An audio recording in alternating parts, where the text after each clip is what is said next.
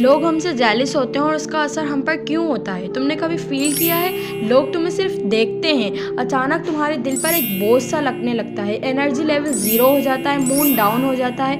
ये रैंडम नहीं होता, ये नज़र होती है। इस्लाम कहता है नज़र हक है और साइंस कहता है इंसान के अराउंड एक एनर्जी फील्ड होती है जिसे हम ऑरा कहते हैं। जब कोई तुमसे जेलिस होता है, जेलिसी फील्ड में तुम्हारे को देखता है, तो उसके नेगेटिव इमोशन, उसकी गंदी नीयत सीधा तुम्हारी एनर्जी को हिट करती है। इसलिए तुम्हारा दिल बेचैन हो जाता है, फोकस टूट जाता है और काम खराब हो जाता है। लेकिन याद रखना, जेलिसी सिर्फ तुम पर जब असर करती है जब तुम अंदर से कमज़ोर होते हो। लेकिन जब तुम ये 3 सूरतें अपने आप पर पढ़ के दम करते हो तो नज़र तुम पर कोई इफेक्ट नहीं करती। एक सूरह फलक, दूसरी सूरह नास और तीसरी आयतल कुर्सी। ये सिर्फ एक वर्ड्स नहीं होते, ये प्रोटेक्ट शील्ड्स होते हैं। जब भी तुम्हें फील हो कि लोग तुम्हारी सक्सेस से जेलिस हो रहे हो तो ये 3 सूरतें अपने आप पर दम कर लेना, कभी भी तुम्हारे को एविल यानी नज़र नहीं लगी।